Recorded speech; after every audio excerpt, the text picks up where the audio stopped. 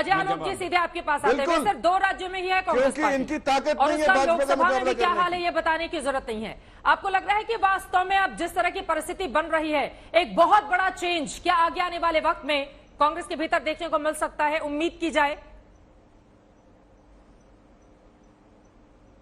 देखिए चित्रा जी, राजनीति परसेप्शन होता है, अवधारणा।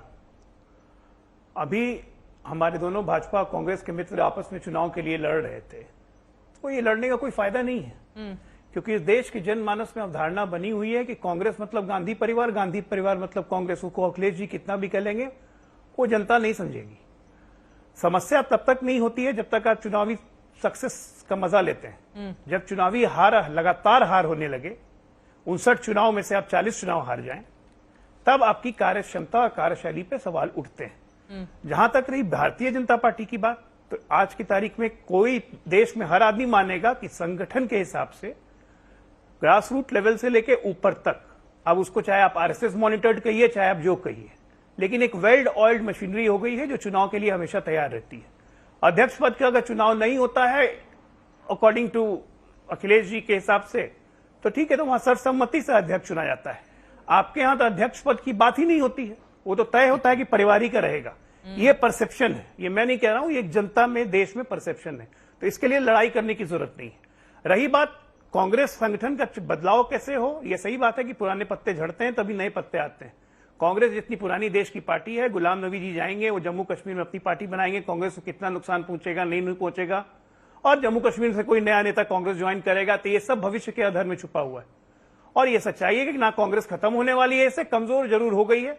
अब मजबूत कैसे करें, ये काम कांग्रेसियों को ही करना है। तो उसी के तहत अगर कोई नया अध्यक्ष बन के आता है, आप जैसे देखिए नेताओं की कमी नहीं है, एक से एक ऊर्जावान नेता है। अब शशि थरूर को वो इंटेलेक्चुअल कह रही थी, लेकिन जब इंटेलेक्चुअल 3 बार चुनाव जीत जाता है लोकसभा में, 14 में भी या 19 में भी, तो इंटेलेक्चुअल नहीं है। इसका मतलब कि जनता में पकड़ है। तो अपनी बेसिक नीतियों को कैसे ये पार्टी बदले, क्यों ये जनता से विमुख होते जा रही है, इस पे चिंतन करने की जरूरत है, ना कि भारतीय जनता पार्टी से लड़ाई करने की जरूरत है, क्योंकि लड़ाई में तो आप बहुत पीछे चले गए।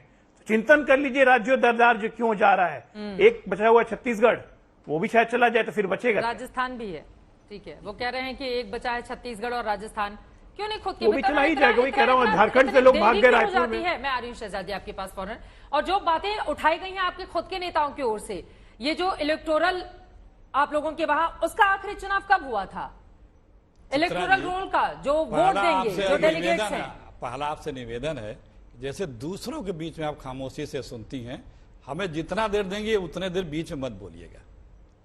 मैं निजामी से शुरू करता हूं। हम भी बहुत कुछ बोल सकते हैं, लेकिन हमारे लीडर रहे हैं, वो बोलें, वो बोल करके अपनी इमेज गंवा रहे हैं। मैं नहीं गिनाना शुरू करूंगा कि यूपी में भी वो प्रभारी थे, हरियाणा में भी थे, क्या क्या हुआ, वो गए, वो जाने। और जो बोल रहे हैं उसका अच्छा बुरा वो गुलाम नबी साहब जाने, जो जा रहा है वो जाने। जनता तो बोल ही चुके हैं, गुलाम नबी नहीं वो जाने, बड़े नेता को बोल ही चुके हैं, तो अब क्या बोलेंगे आप? इस उम्र में फिर मैंने कहा था बीच में ना बोलिएगा।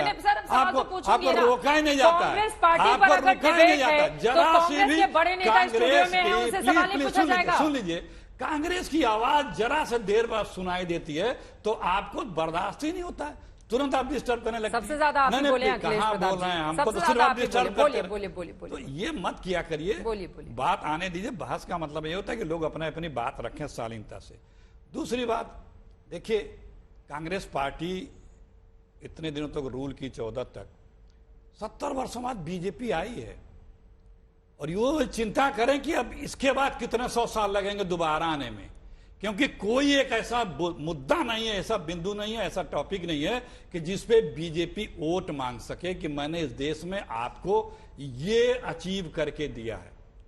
एक, चीन के साथ इकोनॉमी के साथ, रोजी रोजगार के साथ, डॉलर के साथ, रुपए। हम कहते हैं मोदी जी के जो भाषण हुआ करते थे, हम ये कर देंगे, जो उन्होंने 2022 में करने की कसमें खाई थी 3 से 4 साल में, वही अब चला दीजिए। 10 कसमें हैं उनकी, क्या पूरी हुई? सबको पक्का मकान होगा, उसमें नल होगा, नल में जल होगा, उसमें एलईडी लाइट होगी, उसमें शौचालय होगा, और हम 15 अगस्त को 2022 को बुलेट ट्रेन में बैठ करके जाएंगे। किसानों की आय 2022 में दोगुनी होगी, रही है कांग्रेस पर।